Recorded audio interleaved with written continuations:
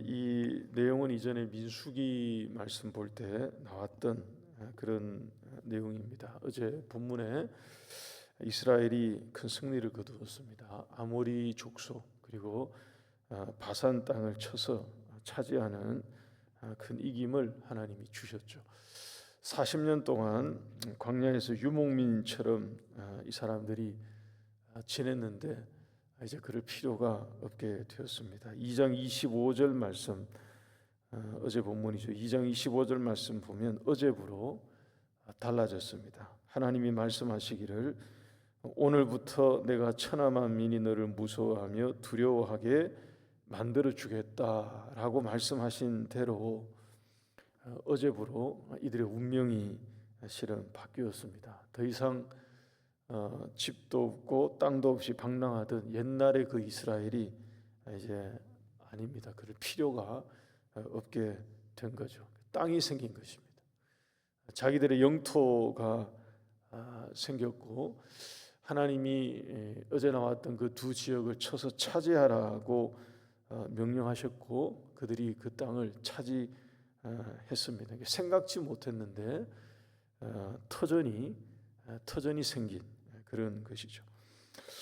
그랬더니만 이 몇 개의 지파가 나서서 그 땅을 자기들에게 달라고 모세에게 요구한 것입니다. 여러분 이 신명기 말씀, 오늘 이 말씀에는 12절 13절 말씀 보면 르우벤 자손 그리고 갓 자손 그리고 므낫세 절반 지파, 두 개 지파하고 절반 지파, 이 세 지파가 모세에게 지금 차지한 이 땅을 그러니까 모세가 분배해 주었다라고 이렇게 신명기에 나옵니다.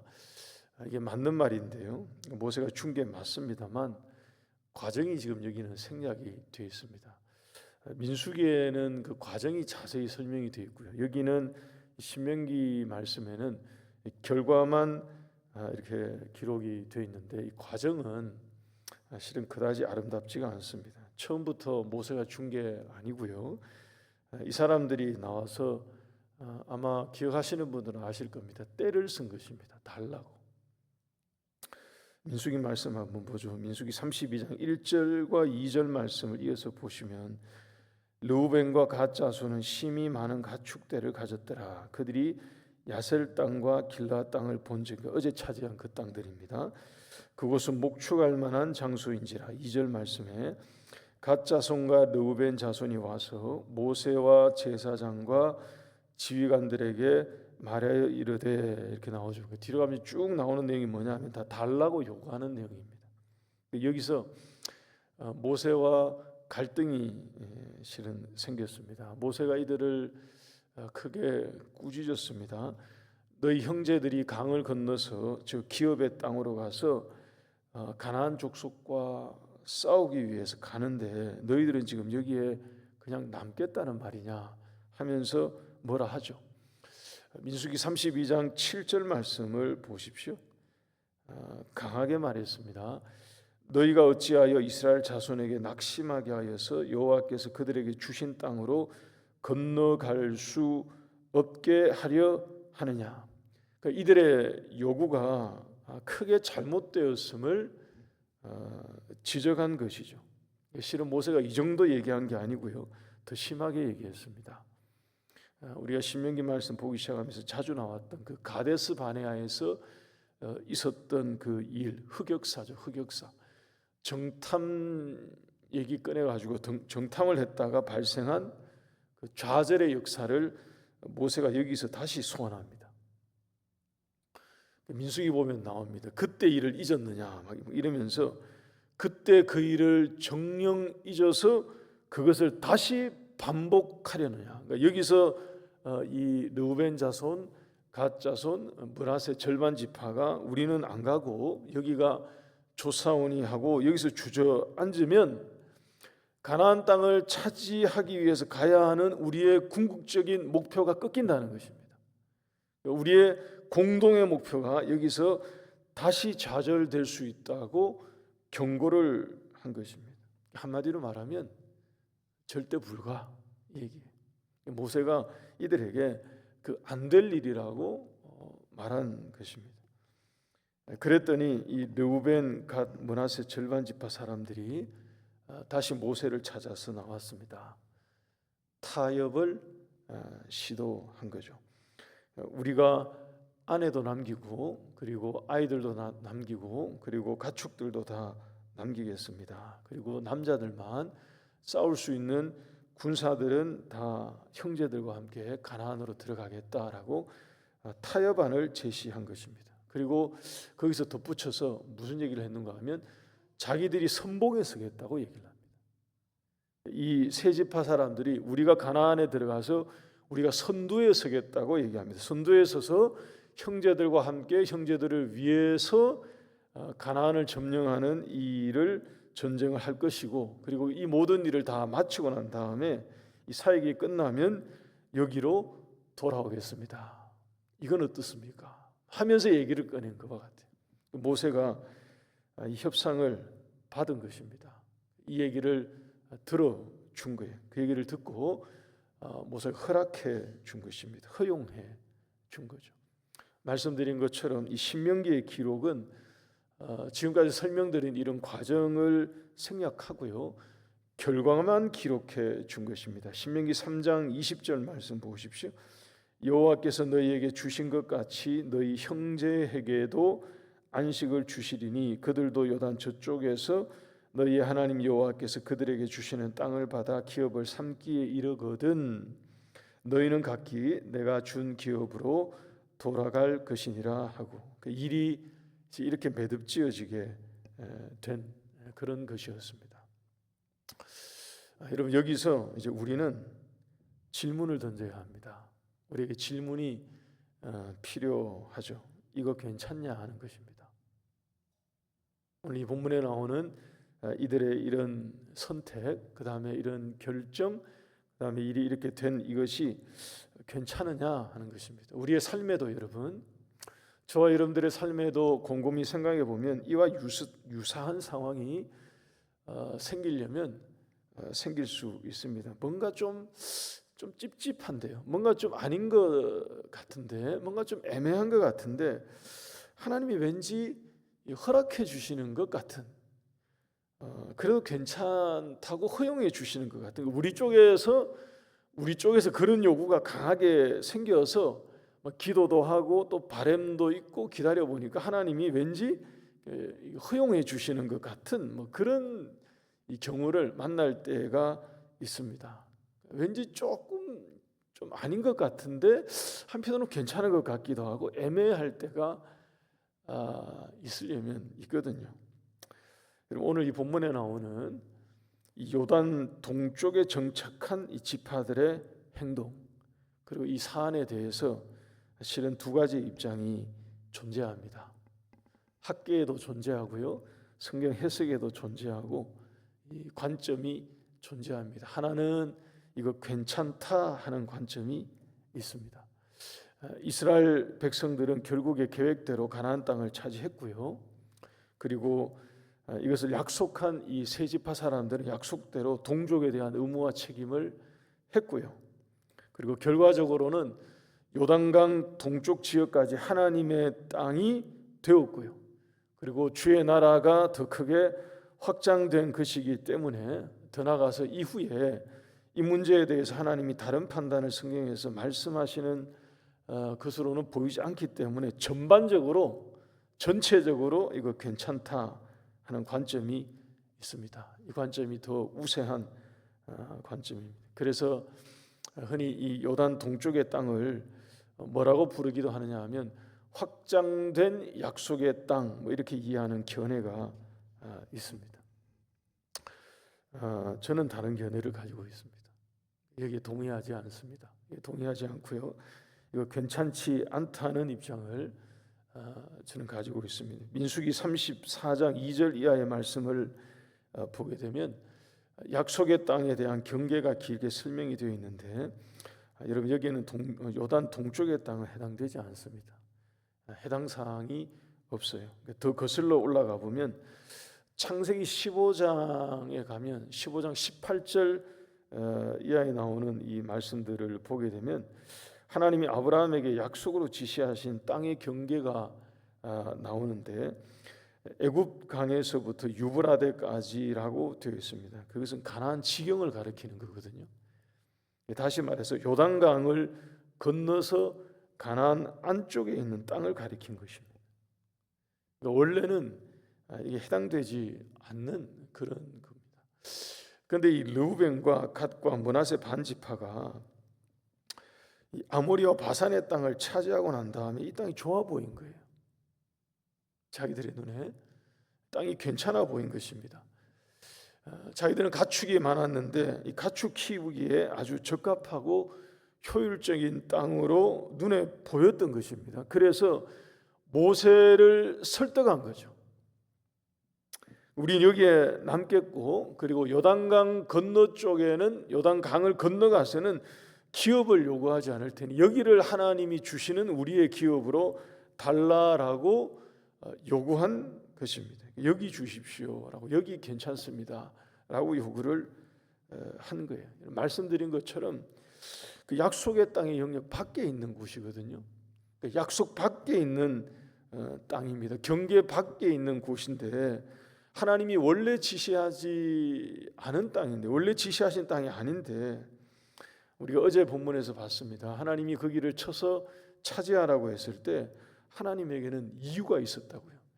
가나안 그 약속의 땅을 차지하도록 만들기 위한 동력을 삼기 위해서, 디딤돌을 만들기 위해서, 이 전쟁을 이김으로 저쪽에 진짜 메인 전투를 이기게 만들기 위해서 하나님께서 여기서 그야말로 마지막 훈련처럼 힘을 얻게 만든 이런 이유가 있었는데, 이들은 이것이 자기들에게 하나님이 주시는 영구한 기업처럼 그냥 받으려고 했던 그런 거죠.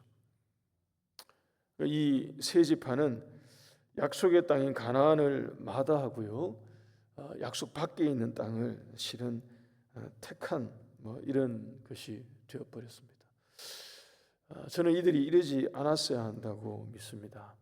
좌로나 우로나 치우치지 말고요, 여기서 요단을 건너갔어야 한 거죠.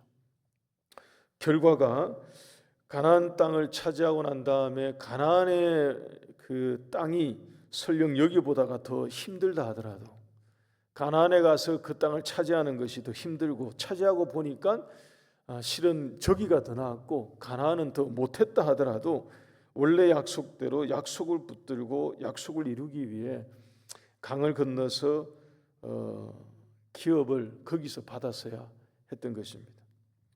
여러분, 결과가 조금 궁금하십니까 혹시? 요단 동쪽을 차지한 이 사람들 잘 살았습니다. 가나안을 다 차지하고 난 다음에 이들은 자기들이 약속한 대로 요단을 동쪽으로 다시 건너와서 잘 살았습니다. 오랜 기간 동안에 행복하게 오랫동안 살았습니다. 여호수아서를 보면 여호수아의 허락하에 이들은 다시 동쪽으로 건너와서 거기서 자기 영토를 이루고 삽니다. 상당히 긴 기간 동안 잘 살아요. 다시 말씀드립니다만, 그럼에도 불구하고 우리의 관점은 이렇게 하면 안 된다는 것에 서야 합니다. 여러분들은 혹시 앞에 택한 그것이 나쁘지 않아 보이는데 하는 생각을 혹시 하실는지 모르겠습니다만, 담임 목사의 권면입니다. 하늘교회를 목회하는 목회자의 권면입니다. 여러분, 우리의 관점은 그럼에도 불구하고 이러면 안 된다는 것에 설 수 있기를 바랍니다. 여러분, 지금 좋아 보인다고 다 좋아 보이는 게 아니에요. 여러분, 현재 상황에 좋아 보이고요, 현재 우리의 눈에 좋아 보이는 것을 따라갈 거면 예수는 왜 믿겠습니까? 그런 것 따라갈 것 같으면 우리가 신앙은 왜 가지고 그 길을 가려고 하겠습니까? 세상 따라 살면 되죠. 그렇게 하지 않으려고 신앙 가지고 그 믿음의 길, 신앙의 길에 서는 것 아니겠습니까? 하나님의 약속대로 살아가는 우리 모두가 될 수 있기를 바랍니다. 하나님의 원래 약속을 그래도 끝까지 지키겠다고 붙드는 우리 모두가 되어야 할 것입니다. 여러분, 이들에 대한 결말을 조금 더 덧붙여서 말씀을 드리겠습니다. 방금 전에 말씀드린 것처럼 이들은 요단 동쪽을 다시 건너와서 상당한 기간 동안에 해피하게 잘 살았습니다. 자기 세대도 잘 살았고요. 그 다음 세대도 괜찮았고요. 또 그 다음 세대도 괜찮았던 것으로 보입니다. 번성하여서 살았습니다. 근데 여러분, 북이스라엘이 아수르에게 망할 때, 그리고 남쪽 유다가 바벨론에 의해서 망할 때 어디가 가장 먼저 공격을 받고 그리고 영토가 유린당하고 비참하게 다 무너졌느냐? 요단 동쪽에 있던 이 지파들의 땅입니다. 이들의 땅은 그야말로 초토화가 됐어요. 하나님의 약속 밖에 머물러 있었던 이스라엘 사람들처럼 보여지는 것입니다. 처음에는 이들이 강 건너 가서 거기서 제단도 만들고 거룩하게 살기 위해서 막 노력을 했거든요. 여호수아서를 보면 나옵니다. 처음에는 막 그렇게 해요. 제단 쌓아가지고 막 하거든요. 세월이 지날수록 다 어떻게 되어버리느냐? 신앙이 무너지고요. 그 제단이 세속의 제단으로 다 바뀝니다. 예배가 달라지고 멀어지고, 그래서 결국 그들의 땅을 그들은 거기에서 다 빼앗겼습니다. 그냥 이렇게 행정적으로만 빼앗기는 게 아니고요, 완전히 다 빼앗기고 초토화가 된 것입니다. 우리 시대에 더 가깝게 근대사를 들여다볼 필요도 있습니다. 중세 시대에 들어와서 여러분, 이 지역은 어디에 의해서 지배당하느냐? 무슬림에 의해서 점령당했습니다. 어제도 나왔던 요르단 지역이 여기입니다. 이스라엘이 국가적인 수교를 맺고요, 또 그런 관계 가운데 있지만, 여러분, 요르단의 종교는 다 아시겠습니다만 무슬림이 90%예요. 여기는 그냥 그야말로 다른 땅이 된 거죠. 약속의 땅이 되지 못한 그 밖에 있었던 땅이었던 그런 거죠. 저는 확장된 약속의 땅이다, 이렇게 좀 이해하려고 하는 견해에도 실은 그다지 동의하지 않습니다. 르우벤과 갓과 그리고 므낫세 절반 지파는 이런 시도를 이때에, 구약 시대 이때에 실은 하지 말았어야 한다 하는 생각입니다. 여러분, 가장 명확한 사유가 있습니다. 끝으로 가장 명확한 이유가 뭐냐 하면, 하나님이 약속한 약속의 땅에, 이 가나안 땅에 기업의 분배는 원래 하나님이 어떻게 하시겠다라고 말씀하셨느냐 하면, 제비를 뽑아서 나눠주라고 했습니다. 그러니까 제비를 뽑아서 이들이 지파가 계수된 대로 제비를 뽑아서 주라고 얘기했거든요. 그러니까 제비를 뽑아서 기업의 땅을 분배한다는 얘기는 결국에는 무슨 얘기냐 하면, 자기들이 좋은 것을 자기들이 선택하지 않는다는 것입니다. 하나님이 말씀하신 분배 원칙이 그거예요. 기업의 분배 원칙은 하나님이 제비를 뽑아서 이들에게 나눠주라고 얘기했거든요. 바꿔 말하면 하나님이 주신다 하는 것이었습니다. 하나님이 그 땅을 나누어 주신다고 했는데, 이 요단 동쪽에 머물렀던 이 세 지파는 결국에는 자기들이 선택한 것입니다. 자기들의 눈에 좋아 보이는 것을 자기들이 획득한 거죠. 더 쉽게 말하면 하나님의 기업은 은혜로 받는 것인데, 이들은 자기의 노력으로 받으려고 했던 것입니다. 이게 결정적인 사유예요. 틀린 이유가, 하나님이 우리에게 주시는 은혜와 은총은 말 그대로 하나님의 은혜로 받는 것입니다. 하나님이 주시는 것을 받는 거예요.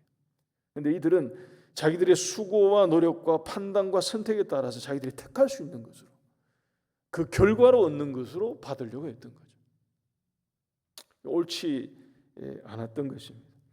오늘 하루도 우리가 신실하게 하나님의 약속을 붙들고 그렇게 신실하게 살아가는 우리 모두가 될 수 있기를 바랍니다.